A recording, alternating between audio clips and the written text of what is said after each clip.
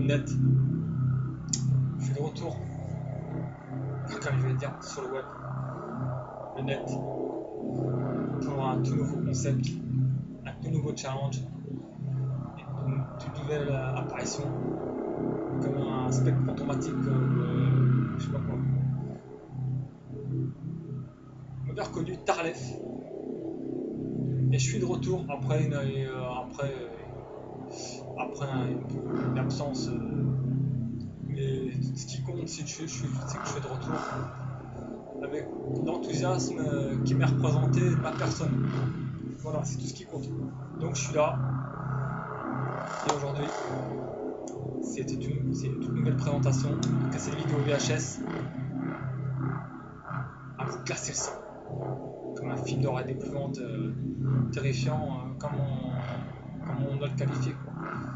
Et aujourd'hui, c'est une toute nouvelle émission qui concerne encore l'âge d'or du cinéma d'horreur et d'épouvante et du fantastique des années 80. Donc des années 80. Mais la prochaine fois, ce sera les années 90. Voilà, faut pas s'inquiéter. Voilà, bref, des années 80. Et j'ai 3 cassettes vidéo VHS qui sont en ma possession et qui vont faire mal. Ça, j'en doute pas un instant. Car ces 3 cassettes vidéo VHS sont 3 films cultes, 3 films d'horreur cultes, 3 chefs-d'œuvre, on va dire, qui ont marqué l'histoire du cinéma d'une empreinte indélébile et sans prétexte.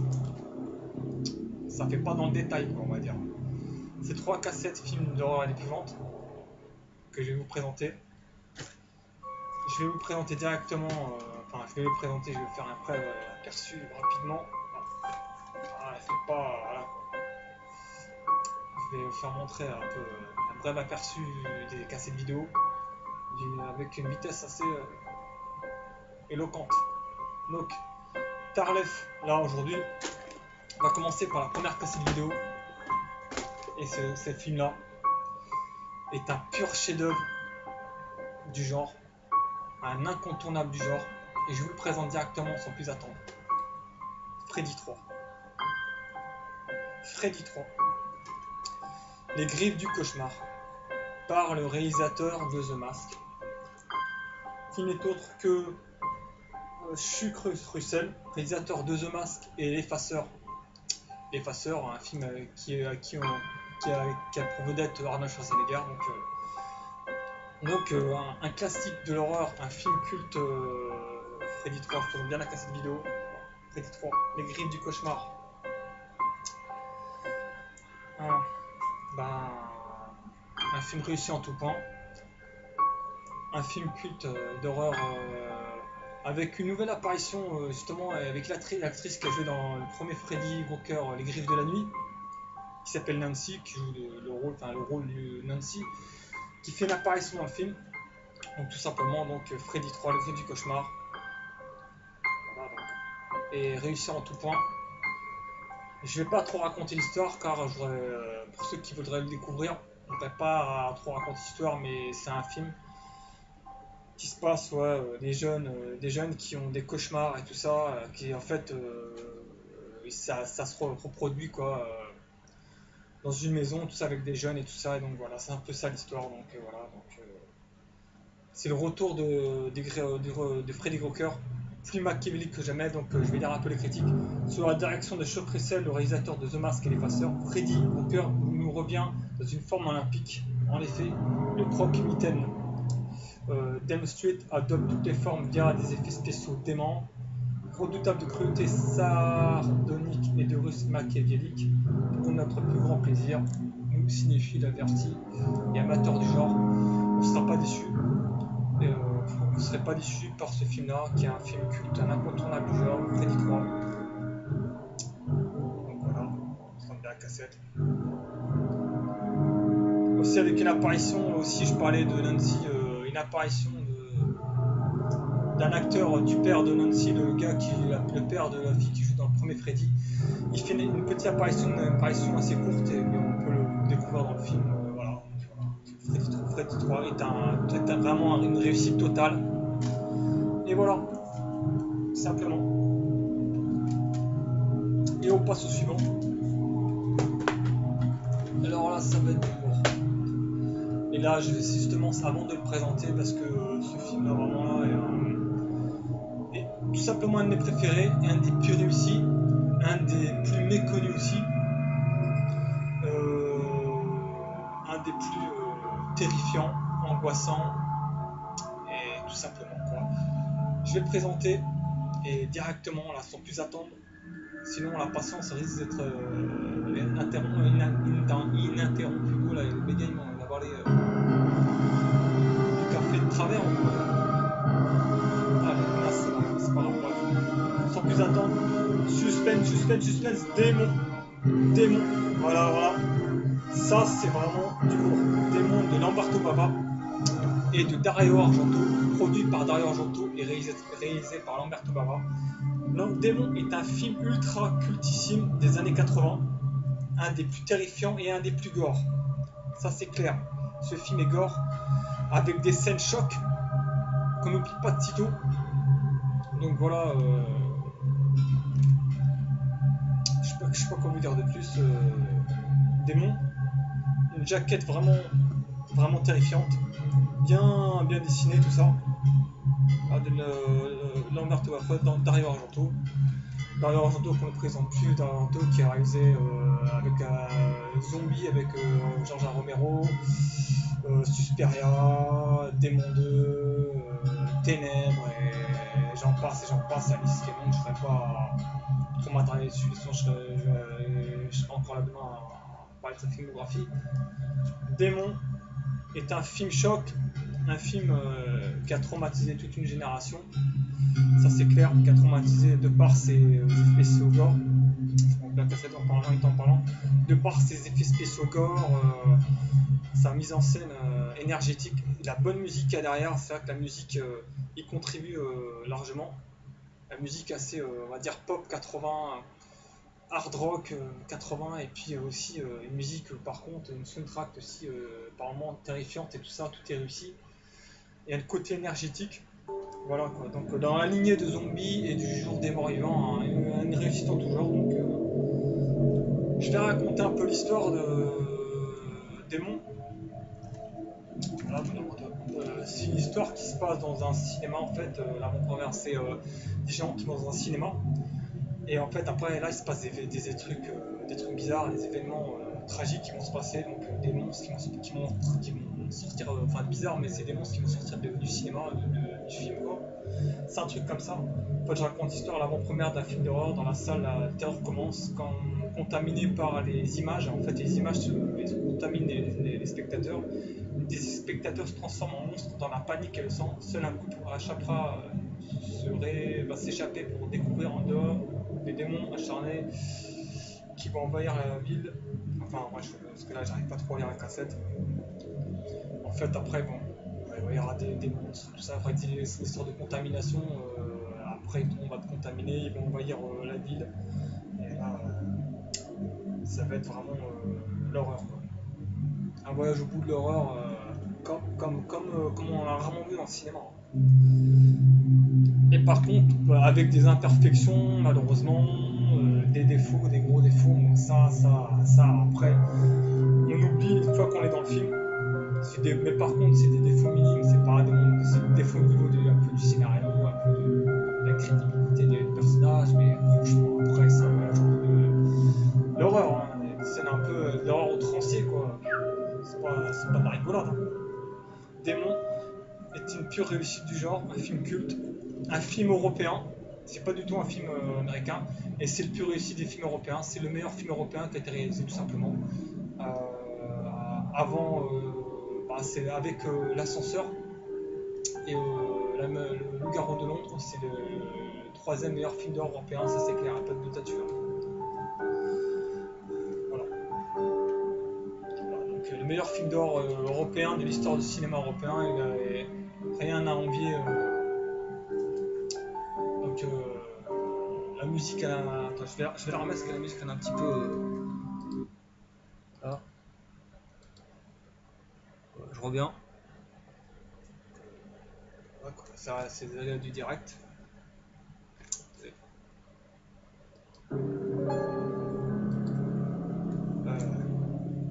Excusez mes splismes, c'est juste ce qui arrive. Les aléas du direct, je peux pas tout contrôler malheureusement. C'est encore des galères qui arrivent et ça me prend la tête quoi. Mais c'est pas grave, ce qui compte c'est de continuer sa présentation. Enfin, si on passe en émission, je suis présentateur, hein. Je suis qu'un anonyme du webnet, un anonyme tout simplement. Mais j'ai pas à me justifier quoi. Bref. On continue. Démon de Lamberto Bava est une pure réussite du genre. Attention, film choc. Comme Freddy 3, c'est vraiment réservé à un public averti, strictement averti, parce que lors de sa sortie en salle en 85, il était strictement interdit aux moins de 18 ans, hein, comme c'est indiqué quoi, ici là. Donc voilà, on peut comprendre après le visionnage du film, hein, ça je peux comprendre brièvement quoi, on va dire. Donc je veux dire avec l'humour qui sur la cassette, ils débarquent, ils ne nous laisseront plus dormir. Dario Argento présente Démon. Voilà. Putain, la musique, je sais pas ce qu'il y a là, c'est pas possible, il y a vraiment un problème. C'est pas grave, c'est pas compliqué. Attendez. Ça recommence, c'est pas grave, c'est hallucinant. À chaque fois que je fais des présentations de cassette, il m'arrive toutes des galères. Hein. Pas en vouloir, hein. C'est incroyable. Mais bon, je vais la continuer. Hein. Voilà. On va la finir. La musique elle passe de l'horreur à. Je sais pas quoi. Donc, on va. Comment dire, je vais finir cette émission hein, pleine de palpitations frissonnantes, terrifiantes, grincer le sang comme un film de bref. Le film que je vous présente, excusez-moi quand même c'est du direct des galères qu'il y a eu, ça je peux pas. Le dernier film que je vous présente, classique de l'épouvante signé George A. Romero. Je ne vais pas vous faire patienter plus longtemps. George A. Romero le présente lui, réalisateur de Zombies, Creepshow, réalisateur de d'autres films, mais on gardera en mémoire Creepshow et Zombies avec Dario Argento. Alors là, ce film est un pur chef-d'œuvre de George Romero. Il fait partie de la trilogie des films de zombies. Et je présente sans plus attendre Le Jour des Morts Vivants. Le Jour des Morts Vivants. Dario Argento. N'importe quoi de George Romero, c'est un petit peu. Voilà. Donc, un classique de l'épouvante signé George Romero, je vais vous dire. Alors, ce film, il est gore. Il est réussi, il est flippant par moment, par moment il est assez un petit peu terrifiant, pas terrifiant mais il est vraiment flippant, mais aussi les scènes, les effets spéciaux gore sont vraiment réussis. Voilà. Comme précédemment, Démon aussi, les effets spéciaux de Démon sont vraiment réussis, gore, tout ça, hein, tout ce qui est sang, tout ça, comme Freddy 3, alors là j'en parle même pas, les effets spéciaux sont hallucinants. Ouais, c'est bien fait quoi, c'est vraiment les années 80 quoi. L'âge d'or du cinéma d'horreur et d'épouvante. Donc je vais raconter l'histoire, les morts vivants se sont emparés du monde, la situation semble désespérée pour un groupe de scientifiques et de militaires réfugiés dans un silo homicide. Les vivants sont presque épuisés, tout comme les munitions et les médicaments, il n'y a qu'un espoir pour les humains, trouver le moyen de contrôler les morts vivants ou les renvoyer dans leur tombe définitivement, alors que Dr Logan, un savant, supervise d'étranges expériences dans l'abri, la situation se dégrade et la tension monte dangereusement. Donc tout est dit. C'est un film qui a inspiré, je regarde la minuterie, qui a inspiré pas mal de jeux vidéo, comme Resident Evil et j'en passe. Et surtout Resident Evil, voilà, donc il a inspiré le jeu Resident Evil, ça c'est clair quand on l'a vu quoi. Ça se voit qu'on peut y voir des similitudes. Et voilà. Donc le jour des morts vivants. Et le dernier film que je vous ai présenté, et c'est fini. Je présente une dernière fois ces films cultes. Préditoire de Sean Russell, effets spéciaux exceptionnels, super, réussi, un des meilleurs Freddy, démon, vraiment film culte, un incontournable, vraiment rare aussi, très méconnu du public, bizarrement, mais réussi. Et le jour des morts vivants, voilà, de George Romero. 3 films d'horreur, d'épouvante et fantastique qui ont marqué l'histoire du cinéma. C'est des petites galères directes là. Et voilà, quoi. Donc je vais terminer parce que j'ai pas d'avoir une galère directe. C'était moi Tarlef. Et comme je vous ai dit 3 4 vidéos, c'est pas que je parlais, c'est que les petites galères directes me prennent la tête. Voilà, donc ces 3 films qui font mal cinématographiquement dans le genre. C'est terminé, Tarlef. Et j'espère à la prochaine pour une nouvelle présentation, encore plus de suspense. On va faire frémir les oreilles. Tout quoi celle-là. Et je vais essayer de finir par un petit court-métrage pour mettre un petit peu de. Un petit court-métrage, c'est-à-dire je vais essayer de faire un petit. Je vais essayer de jouer un petit rôle, comme je fais d'habitude, en beauté, dans un film d'horreur. Et je vous dis à la prochaine, je vais essayer. Je sais pas. Je fais genre. Qu'est-ce qui se passe dans cette maison?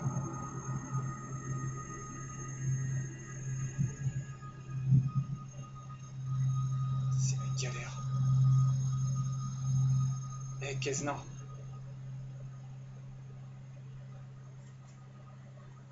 Pas qu'on reste trop dans cette maison, tu vois.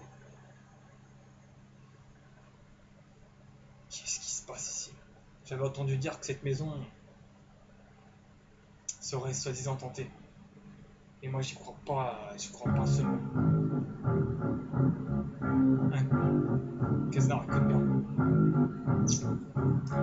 Faut pas qu'on reste trop dans les parages. Faut qu'on parte du plus loin possible de cette maison. Cette maison appartiendrait peut-être. Je sais pas. Je sais pas comment dire, mais des fantômes. Des fantômes en fait. Cette maison serait encore hantée par des entités, tu vois. Et moi, c'est une histoire qui me fait rire, qui a mort de rire parce que moi j'y crois pas, tu vois. Écoute, Kezna. On s'en va. Et on reviendra demain prendre des notes. Parce que cette maison se trouve ici, dans l'Arkansas. On doit vraiment ouvrir. Parce que là, à ce temps-là, je ne sens pas tout ce que je veux dire. Donc, je reviendrai. Bref, c'était pas très réussi. C'était juste de faire une petite vidéo parce que comme je fais d'habitude, j'essaie d'amener ma petite originalité. Original, c'est tout ce qui compte. Donc c'était moi Tarlef. Et je vous dis à la prochaine. Pour une prochaine présentation, j'espère. Peut-être là de films science-fiction. Toujours en cassette vidéo VHS évidemment. De films culte de science-fiction, mais ça on en reparlera la prochaine fois. Ou de films d'horreur, d'épouvante, des chefs-d'œuvre de l'épouvante et de l'horreur et du fantastique des années 90 sûrement. Ça, il n'y a pas de doute là-dessus. Donc, je vous dis à la prochaine. C'était moi-même, Tarlef. Et j'espère que cette présentation a plu. C'est tout ce qui compte. Je suis un personnage webnet qui s'éteint pas et qui reviendra. Ne vous inquiétez pas. À la prochaine. Voilà. Alors, bon visionnage. Faites de bon visionnage. Je sais pas cette vidéo. Et pas de cauchemar. Surtout, à la prochaine.